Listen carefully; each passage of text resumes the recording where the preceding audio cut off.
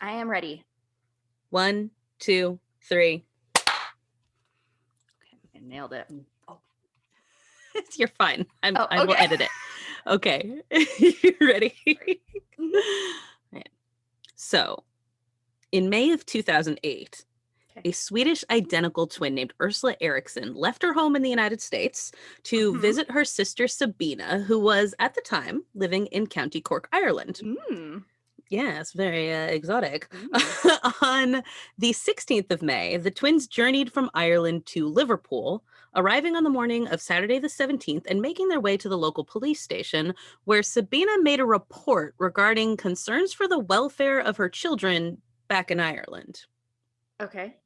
They then continued on toward London on a National Express coach, but they were kicked off the coach for acting erratically and refusing to put their luggage in the hold or let the driver search the luggage. Concerned that they might have like explosives in it, the driver called the police. But after a conversation, the police determined the women weren't like an imminent threat and they let them go. Okay. What happened next was caught not only on CCTV footage, but also by pure happenstance by the crew of the UK show Traffic Cops, which is basically the exact same thing as our Cops, except British and people over for traffic violations? Yeah. It's very specific Cops. Sounds so boring. Okay. It really does. But I never understood the thing about cops anyway. But yeah, so this is what the show is, and they happen to have been like the responders to this call. So these sisters have been released by the police, and they headed for the M6 highway on foot. They were caught on camera hoofing it down the median, and then suddenly they make a break for it across the super busy highway. Ooh. I cannot stress to you enough that everything that unfolds here is caught on camera, and you can watch all of this on YouTube. I've linked to it in the blog. There's like tons of stuff about this. Yeah. So Sabina is grazed by a car as they attempt to dart across. Okay. Yeah. And in the how big are we talking? We're talking like the 405? This is like, I mean, it's Britain, so nothing's the 405, but let's say the 101. Okay. Like maybe, let's maybe go with 2 lanes on each side, maybe. Like, maybe 3, 4, somewhere in that sort of vicinity. So they dart across this. Sabina is clipped. And you see these traffic cops getting the call about this, right? And they're expecting to come across sort of like this grisly scene. They've just heard these 2 women darted across the highway. One of them was hit. They arrive and they find the twins just having like a casual chat and a smoke with the first responders. Like nothing seems to physically be wrong. They're just standing there and they're like, just chill, whatever. No explanation. Normal Thursday for them. Yeah, apparently. Right. Like it happens. Sometimes you got to run across the M6. And then out of nowhere, Ursula makes a break for it and runs back into the road, into the path of an oncoming truck. And we're like a semi, like a big truck. And she runs straight into the side of this truck. Oh, and sorry, that's not funny. But I mean, like, Okay, sorry. So the running truck into hit a her. truck is always a funny image. She hit the truck. Okay. She hit the truck. Sorry, that's not funny. You're right. But then the truck, like, once she hits it, rolls over her legs, just absolutely crushing them. Which, gross. A moment later, like, they're all like, you see all these cops and bystanders and everything, and they're like, wow, what the fuck? Like, why did you were safe, you were fine, you crossed the street, you're good. Why did you do that? And then Sabina's like, oh, gotta go. And she does it too. She goes and runs out into the road. Didn't she get hit earlier? She got hit earlier, but she was fine. Oh, okay. When you said clipped, I figured her hip or something was like a no-go. So she's also walking. So she runs into traffic also. Yeah, that's the thing is the cops were like, oh, this woman's probably like totally smashed. And she was fine just smoking a cigarette and being like, okay, it's all good. Okay. But after Ursula runs back into the path and hits the truck / is crushed by truck, Sabina runs out and is immediately hit by a Volkswagen, which straight up launches her. Like, just, I mean... Up and over? just straight up like she, you know, like ragdoll. Ragdoll is thrown by this thing, and her body okay. smashes the windshield. If you see like the front of this car, you would be like, yeah, she did. And that's the cops are calling it in like, pretty sure these broads are dead. Yeah. But they're not. Sabina wakes up 15 minutes later and starts clawing and spitting at the officers who are trying to help her. They're Crushed like, leg girl? She's the other one. Ursula's crushed legs. She's kind of down for the count at this point. You know, she's like, she's not. You know, she's legs not going done anywhere. Okay, so up and over, ragdoll girl is like ragdoll girl. Yeah, she wakes up and she's like, bah! She's screaming at them that they're not real, that they're gonna steal her organs, and then she manages to get the fuck back up and starts running. A cop grabs her. She turns around, punches her in the face. Sabina punches the cop in the face, right? And runs back across the other side of the highway. Oh my God, stop doing that. Like, no more. Don't do this. This is a terrible choice. But there's nowhere for her to go from there. So they finally manage to get her and they cuff her and she's fighting them off like she's got that like extremist serum from Iron Man 3, you know? Yeah. Like there's just way too much strength. There's 6 people trying to subdue her here, like, and carry her back over to across traffic. Well, I mean, they've stopped all the traffic at this point. Oh, sure. Okay. Nobody's going anywhere. That is straight up stopped up. Well, that's good, I guess. They bring her back. They sedate her. They manage to bring both Ursula and Sabina to the hospital. Okay. And so Ursula is admitted for her crushed legs. Like I said, she's not going anywhere. Sure.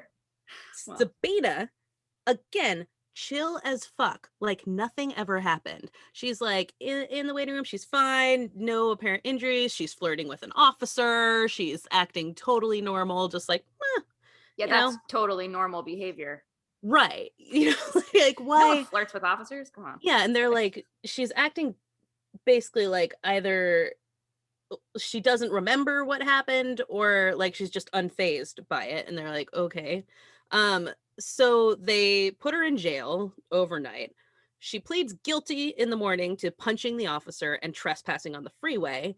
And then she's sent on her merry way. They're like, one night was enough, and you can go on. Which, like, kudos, right? Like, in America, she would have been sitting in jail for ages just waiting to get a trial. Well, at least some sort of, like, assessment.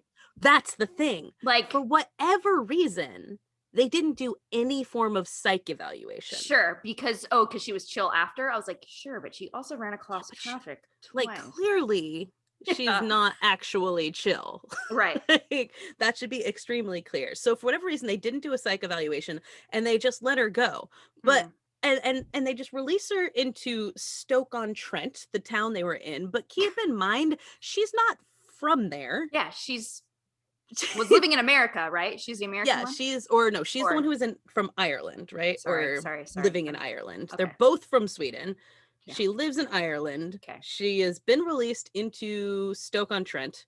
And to make matters worse, she's carrying her stuff, including a laptop and $1,000 in cash, in a clear plastic bag they'd given her at the police station. So, you know, when they like take your stuff into evidence, they just gave it back to her in a clear plastic bag and were like, bye, let her out into the street. Okay. So she comes upon 2 men, Glenn Hollinshead and Peter Malloy, who then she'd asked him, like, is there an Airbnb near here? And they were like, no, but you can like stay at Glenn's house, because she was clearly just like wandering. Understandably, she was a little sketched out. Like, men invite you to stay at their house, like, you know, you should be a little wary, but clearly nice guys. She went. Once there, she was acting real weird and paranoid. And at one point, like, she gave the guys cigarettes, but then she snatched them back before they could light them, saying they might be poisoned. Right? So she was like real weird paranoia happening. Sure. And they're like, we immediately regret all of the decisions we've made. This may have been a poor choice. In an interview I watched, like, the Peter Malloy was talking about it, and he was kind of like, you know, like, Glenn, she's clearly got something wrong. This is maybe not a good idea. But Glenn's like, she's like in trouble. She needs help. You know, what are we going to do? Right. Yeah. You can see where this is going. So she stayed the night there. And the next day, Glenn was making dinner for them, and he went out and asked the neighbor if he had any tea bags. And so he came back inside with the tea bags. About a minute later, he stumbled back out to the neighbor and said that Sabina had stabbed him. And his last words were, "Look after my dog for me." And then he died. Yeah, like, Glenn, you were too good for this world. Sweet Glenn. Sweet Glenn. She's trying to be so nice. He just wanted to take care of this poor Swedish woman. And so once again, Sabina took off, this time wielding a hammer and periodically hitting herself with it as she ran down the road. Yeah, well, okay. You gotta. Sure, a driver stopped. I mean, at this point, what? Nothing Sabina does surprises us at this point in the story. A driver stopped and tried to pry the hammer from her hand, and she hit him with a roof tile she had in her pocket. No, I'm sorry. I refuse. First of all, what kind of pants was she possibly wearing that fit a piece of roof tile? This is what I was wondering. How did she get a roof tile? You're kidding me. She's not like she's wearing Janko jeans. This isn't, Maybe she is, 96. Maybe. No, absolutely not. There's no way a roof tile piece is just like jutting out of her back pocket. Yeah, I can barely fit like a hair tie and chapstick in my lady pockets. I'm glad you're on the same page as me, because that's exactly what I thought. Like, that's when my I line. read this, I was like, sorry. The rest of the story was fine. I was with you until then. Now I know you're lying. No, this is extremely far-fetched. Yeah. But Kristin, this is on CCTV too. Everything that happened in this was caught on cameras, which makes sense because Mark did say in an earlier episode that the UK is covered in CCTV. They love their surveillance there. So yeah, you do anything, it's going to be on camera. Cool. Yeah. So she hits this guy with a roof tile and once more fled. Sure. Found a bridge. Oh God. Leaped 40 feet onto the A50 highway. No. Broke both her ankles and fractured her skull. Ooh. She lived? She lived. She didn't get up this time, though. This time she was not superhuman. They just put her in a bed next to her sister with the crushed leg. Now neither of them can walk? Yeah, pretty much. Oh my God. She was arrested and served about 2 years for manslaughter with diminished capacity. Okay. And I guess hasn't been heard from again since her release in 2011. I guess that's good. No, Kristin. Oh, no. You're probably asking yourself, what the fuck? What happened here? This strange series of events was attributed to what is often called folie à deux, a French phrase meaning essentially madness shared by two. Ooh. The more, the more scientific term. Twin madness. The more scientific term used by psychologists is shared psychotic disorder or induced delusional disorder. Neither appear in the DSM-5. It would likely be called delusional disorder at this point, but it is a real thing. So Sabina's defense argued that she was the secondary partner in a case of folie à deux, meaning Ursula was the one who initially suffered the delusion, and Sabina took it on. So something snapped in Ursula. She was having a delusion. People were after her, whatever. And Sabina. So they fled to the most surveilled country on Earth. No, naturally. Totally naturally makes perfect total sense. Gotcha. I have a feeling they probably didn't know that. According to Dr. Todd Grande, often secondary partners have comorbidities that make them more susceptible to this, like mental illness, intellectual disabilities, substance abuse issues, cognitive disorders, language difficulties, and things like that. Okay.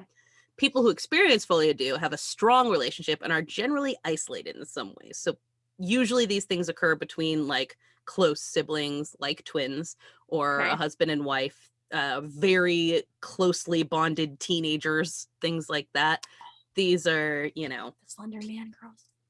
Yes, Slender Man girls is considered to be a case of folie à deux. Exactly. So, and then this like isolation sense of this like either an us against the world, or for some reason they are pushed away from being able to interact with people, something like that. And folie à deux is one of the very rare mental illnesses that actually does often come with criminality. Because, a lot of times people just say like, oh, so-and-so like murdered someone, they're mentally ill. Yeah. Like that's not how that works. Right. Mentally ill people are much more likely to have violence perpetrated against them than to be violent. Right. But Folie Deux often gets very, very violent and is connected to a whole lot of homicide. God. Yeah, Dr. Grande thinks this might be precisely because of the isolation that usually leads to its occurrence. He likens it to delusions someone experiences in solitary confinement in prison, which might drive them to violence. He said often, for whatever reason, people experiencing Folie Deux are isolated in a way that almost replicates the prison experience. So life for them is like prison, causing them to react in these violent ways through these delusions. Further, separation or fear of separation can be a big part of the reason for things to get violent, which in this case, you've got the case of Ursula and Sabina. Now, Ursula's in the hospital. Sabina has been separated from the other partner, and she goes and she kills somebody. Right, but couldn't she have just gone to the hospital? Maybe they don't let them in. I don't know. I don't know if they just let people I just wander feel like, I understand if they're like feeding off each other, thing, like that's why they follow each other into traffic, like that makes sense. But I was like, no, once she's like laid up, I kind of feel like I'd be like, yeah, just go sit with her. Yeah, I guess I'll just convalesce with you and we'll, I don't know. Yeah, that would have been probably a better choice. Well, obviously, but not that she was making, she was a real great, choice maker. Yeah, she wasn't exactly thinking completely clearly. Yes, I'm trying to give her a lot of like, why weren't you making better choices? Right. So crimes committed by people experiencing Folie Deux tend to end up with them not having any remorse at all. Even if it's someone in their family they kill, they will like be pretty blank about it. They don't hide their crimes, and they tend to be excessively violent, like very brutal murders instead of just sort of like, and then they went and shot someone. Like they will overkill. They'll stab somebody. Yeah, just like super gank them over and over again. And there are apparently 4 kinds of this. So there's imposed psychosis, which is a delusion passed to someone who is mentally sound. They have no disorders beforehand. And once you separate the primary and secondary partner, the delusions disappear. Okay. Then there's communicated psychosis, where the secondary partner initially will resist the primary's ideas, be like, that's crazy, I don't believe this. But then over time, they adopt that system ideas, not only containing the initial delusion that person had, but then taking on elements of their own personality and distorting that delusion as well. And then there's simultaneous psychosis, which appears at the same time in both people, usually after an event with depressive features to it. For example, siblings, when a parent dies, might trigger a simultaneous psychosis. And then the 4th kind is induced psychosis, where both start off psychotic and the primary introduces new delusional ideas to the secondary. I'm not exactly sure which of these they fall under, but, it's interesting to see. I mean, supposedly, Sabina did not have any mental illnesses beforehand, but who knows? Maybe there's just nothing diagnosed or whatever the case may be. According to one site, quote, an extensive review of the literature reveals cases of folie à trois, folie à quatre, folie à famille, in which the entire family experiences this, and even in a case involving a dog. It didn't elaborate on this, and I am very curious about the dog was killed or the dog got crazy with the person? It seems to be saying that the dog also experienced. No.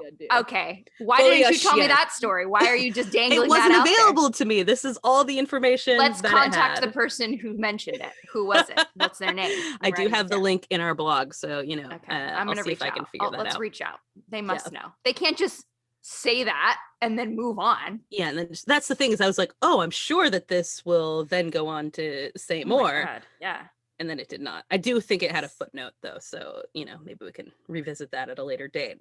Okay. But, Kristin, I guess the moral of the story is don't get too close to anybody or they might make you jump in front of traffic. Hear, hear. If I had a nickel for every time. Honestly, if I had a nickel for every time I said that, anytime somebody wants to like go out with me, I'm like, you know what? I don't want to get too close to you because I'm afraid they're going to make me run into traffic. And that's just not my jam. I like both my legs. They're my best feature. You do have great legs, Kristin. Thank you.